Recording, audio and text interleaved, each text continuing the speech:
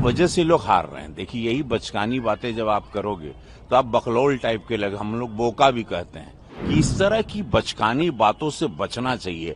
EVM पे ठीकरा फोड़ना, जीतो तो ईवीएम बढ़िया है, ईवीएम को चुम्मा लेते हैं और जैसे हारते हैं तो ईवीएम को गरियाते हैं, गलत बात है। बीजेपी की महाराष्ट्र की जीत पर विपक्ष ईवीएम पर सवाल उठा रहे हैं।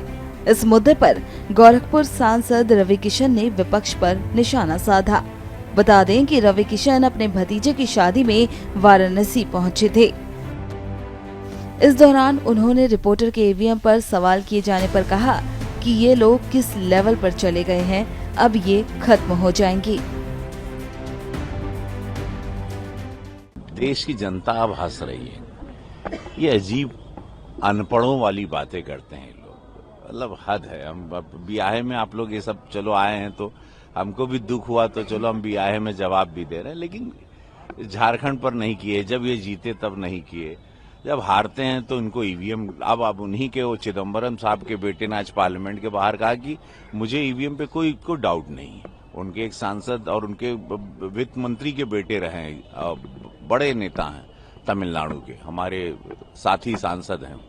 उन्होंने कहा हमको नहीं, जिसको होगा ईवीएम पर। मतलब ये सब अब इसी वजह से लोग हार रहे हैं। देखिए, यही बचकानी बातें जब आप करोगे तो आप बकलौल टाइप के लगे, हम लोग बोका भी कहते हैं, ये सब बोका टाइप का बात है कि मेच्योरिटी अब राजनीति का लेवल यशस्वी प्रधानमंत्री मोदी जी ने इतना लंबा खींच दिया है कि इस तरह की बचकानी बातों से बचना चाहिए। तब आप हार का सामना, आप कांग्रेस की जो हार हुई, हम लोगों का स्ट्राइक रेट देखिए भाजपा का क्या रहा, इन लोगों का क्या स्ट्राइक रेट रहा, ये लोग किस लेवल पर चले गए। अब ये खत्म हो जाएंगे। मतलब ये जहां भी कांग्रेस, मोदी जी सही, जहां भी कांग्रेस जिसके साथ भी जुड़ती है उसको लेके डूबती है। अभी ये सिचुएशन इनके आगे, उसमें अब ईवीएम पे ठीकरा फोड़ना, जीतो तो ईवीएम बढ़िया है, ईवीएम को चुम्मा लेते हैं और जैसे हारते हैं तो ईवीएम को गरियाते हैं, गलत बात है।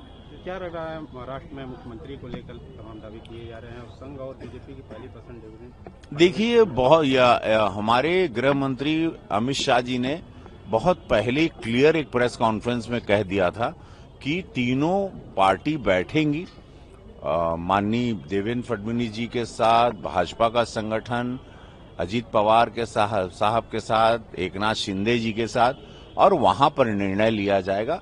तीनों के साथ बैठ के तय होगा कि कौन मुख्यमंत्री अगला बनेगा।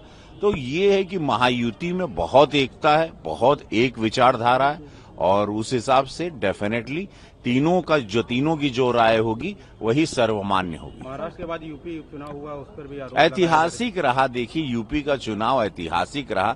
9 में से 7 सीटें बता रहे हैं कि 27 में हम लोग ऐतिहासिक जीत की ओर जा रहे हैं। और बहुत ही ये जो सनातनी जागरूकता आई है युवाओं में, महिलाओं में, बेटियों में, बुजुर्गों में, जो अचानक से एक उछाल आया है उस भावना को लेके जो दबा के रखा गया था, तो वो एक बड़ा काम आया। और यही कि बटोगे तो कटोगे के साथ यशस्वी प्रधानमंत्री मोदी जी का एक है तो हम सेफ हैं, ये बहुत साफ बात, जो कभी कोई साफ नहीं करता था, उस साफ बातों का आप रिजल्ट देख रहे हैं कि सबको लगा कि हम लोग ब्राह्मण, पासी, यादव, मौर्य, कुशवाहा न बने, हम लोग एक रहे, हिंदुओं में बटे नहीं।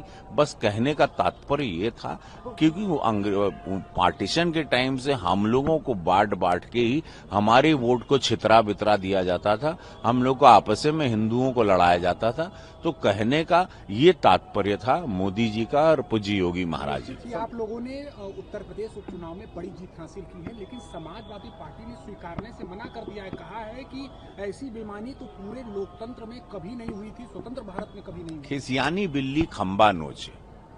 देखिए, इनकी सरकार थी तो वो कुछ बातें उस टाइम की भी आप लोग याद जरूर करवाइएगा, या कांग्रेस की सरकार थी या बसपा की, वैसा कुछ नहीं है। इस वक्त है कि पूरा हिंदू जागरूक होके एक मुश्त पढ़ के वोट किया है। मैं बहुत ही साफ बता रहा हूं, दूसरी बार का मैं सांसद हूं गोरखपुर का, तो मैं आपको बताता हूं वोटिंग पैटर्न। एक मुश्त होके हर बिरादरी, ओबीसी रही, पिछड़ा रही, दलित समाज रहा, सारा समाज रहा, ब्राह्मण समाज, सर्व लोग एक साथ गए, एक झुंड में गए, एक राष्ट्र धर्म का पालन किया और वोट भाजपा को डाला, तो ये रिजल्ट आप संभल में जिस तरह की घटना हुई, पथराव किया गया एक समुदाय द्वारा, देखिए समझ के, उसको सोच समझ के, माननीय कोर्ट का जो आदेश था उस पर उसके लिए वहां पर छानबीन करके जानकारी लेने गए थे, उन पे पथराव हुआ, गलत है। और वहां के नेता लोग जो कर रहे हैं, उनके नेताओं को समझना चाहिए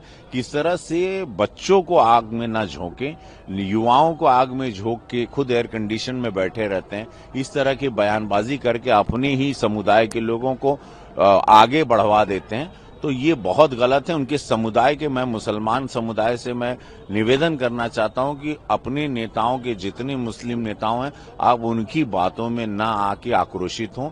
मैं निवेदन करता हूं और शांति बरकरार रखें।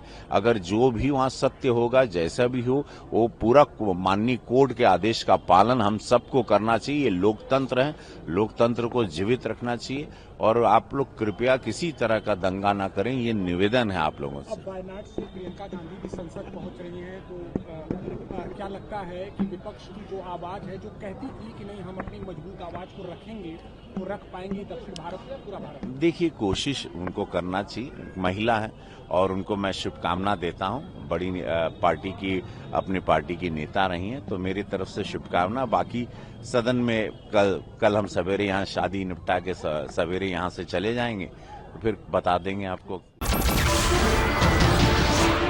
नमस्कार, मैं हूं मानक गुप्ता।